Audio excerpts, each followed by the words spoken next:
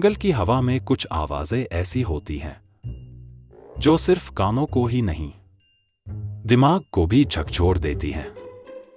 दक्षिण भारत के गांवों में, खेतों की कच्ची राहों पर और जंगल के घने अंधेरे में एक ऐसा नाम गूंजता था जिसे सुनकर कई लोग उसे देवता समझते थे और कई लोग उसे काल ही मानते थे। उसका नाम था कूसे मुनिस्वामी वीरप्पन। वह आदमी जिसे मीडिया ने ब्रिगेंड कहा, जिसे पुलिस ने आउटलॉ कहा और जिसे कुछ गांवों ने अन्नाथ कहा, उसकी कहानी साधारण नहीं। यह एक लड़के की कहानी है जो जंगल से जुड़ा, नियमों से लड़ता गया और अंततः कानून और जंगल के बीच फंस गया। वीरप्पन का जन्म 18 जनवरी 1952 के आसपास हुआ, एक छोटे से गांव गोपीनाथम में, जो आज के नक्शे पर कर्नाटक तमिलनाडु की सीमाओं के पास आता है। बचपन से ही उसकी दुनिया जंगल थी, पेड़ पौधे, जंगली जानवर और शिकार की कहानियां। गरीबी, सीमित अवसर और जंगल वाले जीवन ने उसके चरित्र को ढाला। चाचा और गांव वालों से उसने हथियारों और जंगल की चालें सीखी, ऐसे हुनर जो किसी औपचारिक ट्रेनिंग में नहीं सीखते। जब एक युवा लड़का बड़े शहरों की नौकरी और पढ़ाई से दूर रोज जंगल की कठिनाइयों में पलता है तो उसकी दुनिया अलग बन जाती है और वीरप्पन की दुनिया वहीं से बनकर निकली। कहानियों में अक्सर एक मोड़ आता है। वीरप्पन के लिए वो मोड़ था हाथीदांत और लाल चंदन। कम उम्र में ही उसने शिकार से पैसे कमाने की राह पकड़ी। हाथियों के दांत, आइवरी और लाल चंदन की लकड़ी उस वक्त काली बाजार में इतनी कीमती थी कि कोई भी इंसान उस जाल से दूर नहीं रह पाता। वीरप्पन ने छोटे छोटे रैकेट से शुरुआत की, फिर धीरे धीरे एक नेटवर्क खड़ा कर लिया, उन रास्तों को जो जंगल को शहर से जोड़ते थे और उन लोगों को जो पैसे के लिए किसी भी सीमा को पार कर जाते थे। इतिहास के रिकॉर्ड बताते हैं कि उसके नेटवर्क ने हजारों हाथियों का शिकार और करोड़ों करोड़ की चंदन तस्करी में भूमिका निभाई, ऐसे आंकड़े जो उसके कद को बताने के लिए हैं और जिनकी वजह से उसे देश भर में मोस्ट वांटेड घोषित किया गया।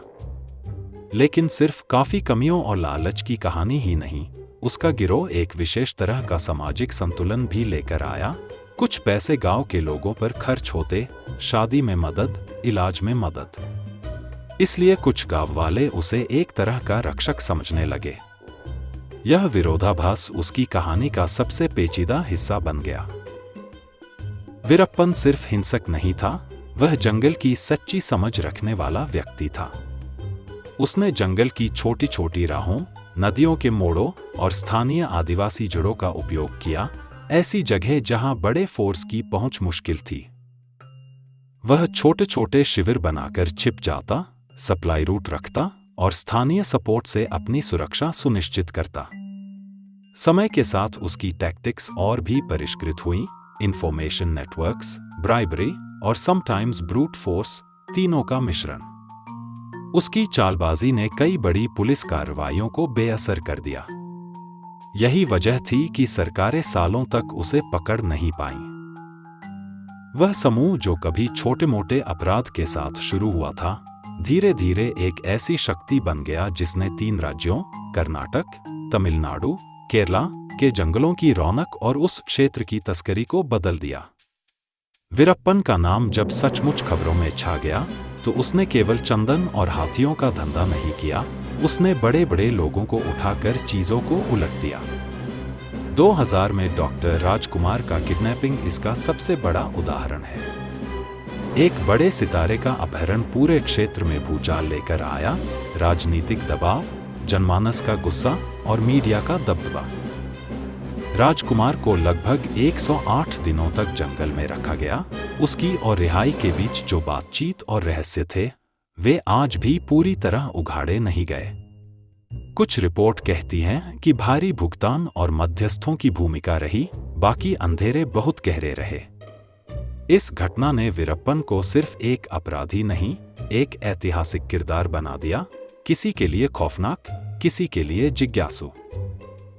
ऐसी हाई प्रोफाइल वारदातों ने राज्य और केंद्र सरकारों पर असाधारण दबाव डाला, क्योंकि एक नज़र में यह कानून व्यवस्था का सवाल था और दूसरी नज़र में यह जनता भावनाओं और फिल्म इंडस्ट्री के सम्मान का मामला भी। कर्नाटक तमिलनाडु के बीच की राजनीति, विभिन्न सरकारों की नीतियां और कभी-कभी सुरक्षा निरोधी परिस्थितियां, इन सब ने वीरप्पन की पकड़ को और जटिल बनाया। स्पेशल टास्क फोर्सेस बनाए गए और कई ऑपरेशन किए गए, पर वह हर बार जंगल की गहराइयों में वापस लौट गया। कारण? उसकी स्थानीय नॉलेज, गांव वालों का कुछ सहयोग और पुलिस सूचना में रिसाव। इन वर्षों में सैकड़ों जवान, अफसरों और अनगिनत संसाधन खर्च हुए। कई बार कार्रवाई सफल हुई, कई बार नहीं। उस संघर्ष ने एक लंबा वक्त लिया और राजनीतिक, सामाजिक और कानूनी बहसें भी जन्म ली। अक्टूबर 2004 में तमिलनाडु की स्पेशल टास्क फोर्स ने एक अंतिम योजना बनाई, ऑपरेशन ककून। इस प्लान में अंडरकवर काम, इंटरमीडियरीज और एक भरोसेमंद धोखा शामिल था। वीरप्पन को यह भरोसा दिलाना कि उसे इलाज के लिए बाहर निकाला जा रहा है। एसटीएफ ने महीनों की तैयारी की, इन्फिल्ट्रेशन, फॉल्स आइडेंटिटीज और गांवों में एजेंट्स भेजे गए।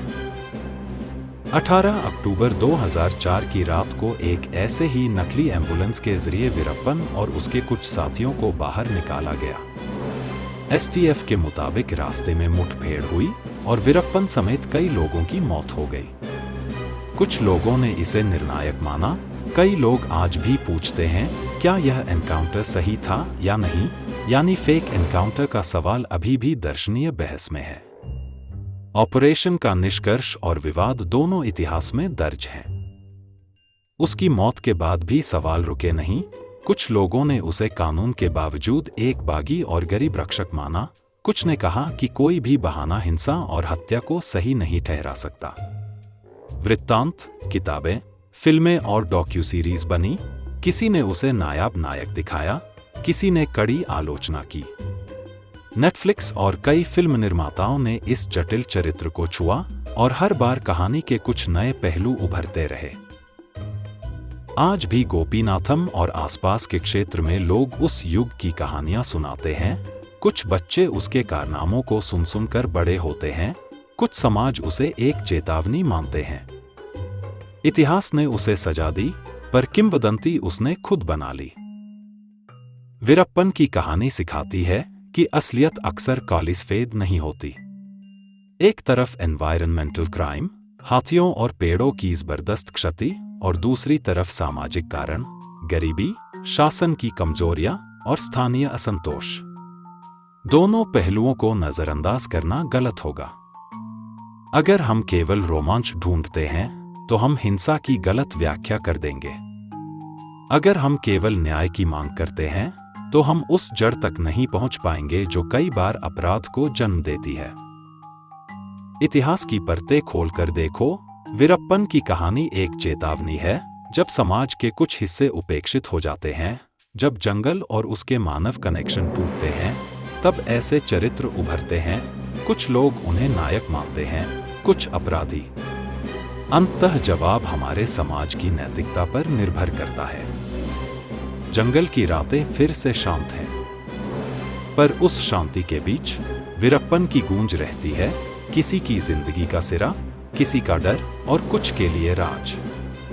वह आदमी जो जंगल में पैदा हुआ, जंगल में बड़ा हुआ और जंगल में ही रुक गया, उसकी कहानी केवल उसके जीवन की नहीं, बल्कि उन तमाम परतों की कहा। यह कहानी खत्म नहीं होती, यह सिर्फ एक अध्याय है। और जब आप इस कहानी के बारे में सोचते हो, सोचो कि हमारे समाज ने किन हस्तियों को जन्म दिया और किन कारणों से। वीरप्पन की कथा हमें मटकाती नहीं, बल्कि हमें सोचने पर मजबूर करती है।